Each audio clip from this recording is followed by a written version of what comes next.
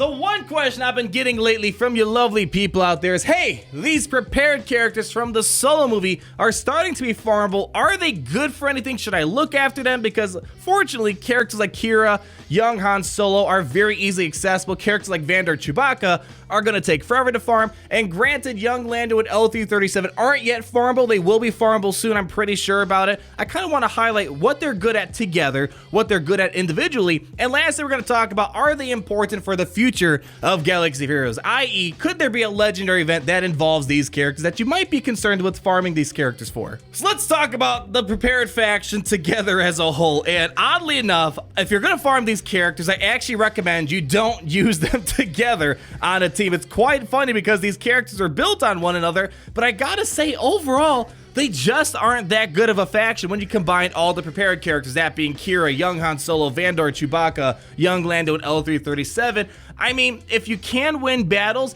they're very drawn out battles. Like, for example, I guess the best team I was able to beat was a Commander Luke Skywalker team, which is something you see in territory wars on defense quite frequently. So yeah, I've had battles where I can beat Commander Luke Skywalker, but man, they're long drawn out battles because the prepared faction, one of their biggest downfalls is that they take too long to kind of build up this momentum and do really well. And you don't, doing 4-minute, 5-minute battles, first of all, they're very boring. And second of all, if you're lasting 4 or 5 minutes in the battle, chances are you have a very bad team or you're going up against something that's way too difficult for this team to beat. I guess they're just slightly better than the Phoenix faction, but that's not really saying too much. And I still think the Phoenix Squadron is a lot better. In other regards, they're a lot more accessible, free-to-play friendly, and they're used for so many different events in this game versus this team. Yeah, they might be a little bit better for territory war stuff and arena very marginally, but besides that, you're just not getting that much bang for your buck. I mean, the prepared squadron loses on offense and defense to a droid team.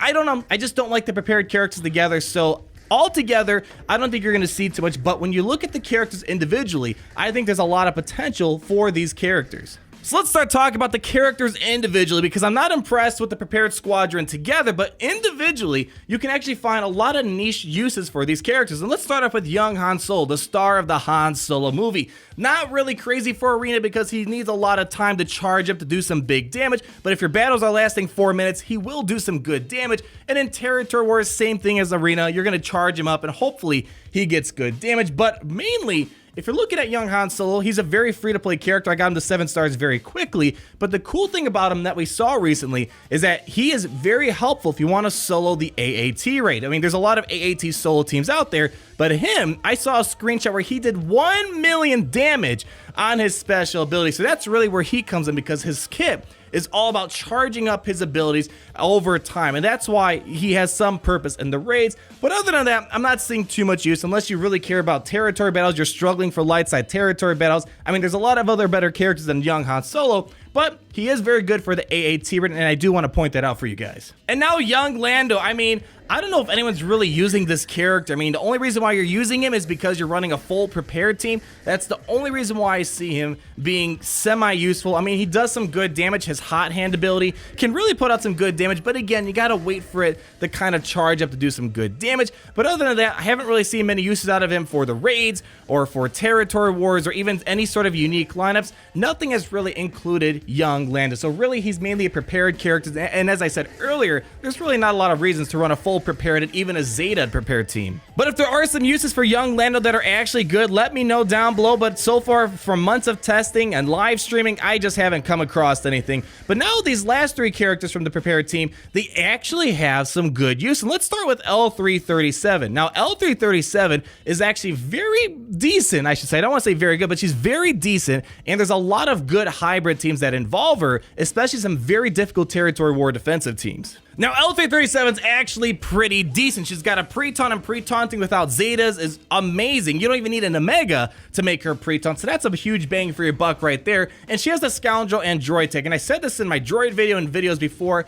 I find her more useful for Scoundrels than Droids because she can cleanse Scoundrel allies when she's hit. If she can cleanse Droids, she'd be very awesome for a Droid faction, but unfortunately, she doesn't offer that much for the Droids. If you want to make sure your Scoundrels and Droids can take on the Night Sisters, the great thing that I really like is she has a frequent taunt and a frequent health regeneration, so Plague won't stick on your Droids or your Scoundrel allies nearly as much as some other teams out there, and she has counterattacks and all that stuff, but really, the thing that makes her really, really good is that there's a lot of hybrid teams out there, or a few hybrid teams that make a lot of use out of L337 and the annoyances that she has. But now I want to talk about a really interesting hybrid team, because our last few conversations that we need to have involve Vander Chewbacca and qi'ra. Now with these two characters, there's a really cool hybrid lineup that's really good for defense on territory wars, because keep in mind, when people are setting up their defense on territory wars, they're most likely not saving their Sith because those are used on defense. They're most likely not saving their Jedi training Reys or Commander Luke Skywalkers, so they put all those great teams on defense. But when it comes to offense,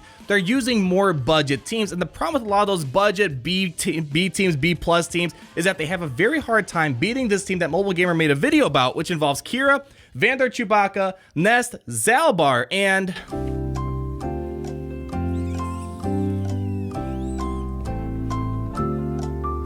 L337. This is pretty much the highlight of the prepared characters, because qi'ra, Vander Chewbacca, and L337, with the qi'ra leadership, qi'ra provides a lot of bonuses for these scoundrels to be very deadly on defense, because as we see, they get a variety of bonuses throughout the battle. Attackers get plus 10% offense, so that means Nest is going to have some crazy damage.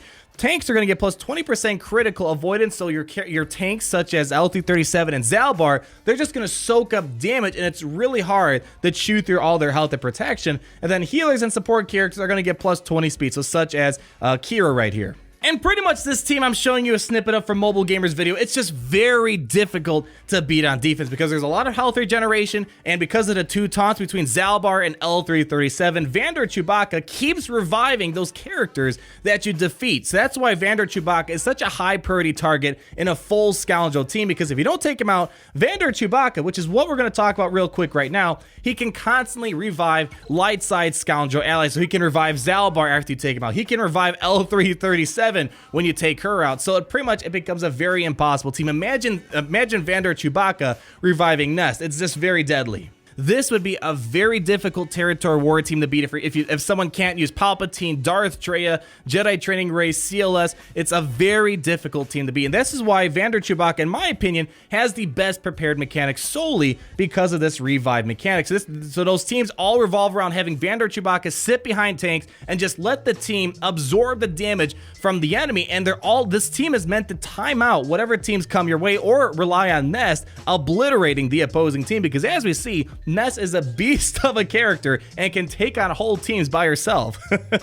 And there's some other possibilities. Mobile Gamer, he has this fetish for Vander Chewbacca for some reason, but there's some cute synergy between Hermit Yoda and Vander Chewbacca as well, because when you give Grandmaster's training to Vander Chewbacca, he's able to make the most out of his freedom fighter ability. So there's some cute mechanics. So Vander Chewbacca mainly is great if you want to try to make a very difficult defensive base scoundrel team. But that's pretty much it. qi'ra, her kit really isn't that impressive, but the leadership ability is just very nice. I mean, there's clips of just Nest and qi'ra taking on a full Bastila team. I mean, there's just a lot of opportunities, and it's just mainly because you get a lot of bonuses that stack throughout the battle, and you're getting all these other bonuses such as recovering 10% protection. So keep in mind that one hybrid team I mentioned, you're chopping away at the protection of L337 and Zalbar, and they just keep counterattacking, they just keep regenerating protection. It's just a very difficult territory war defensive team to beat. So this team does have some uses, but again, I just don't find a full prepared team necessary or very good in this game. But when you start thinking of hybrid scoundrel teams that are very tanky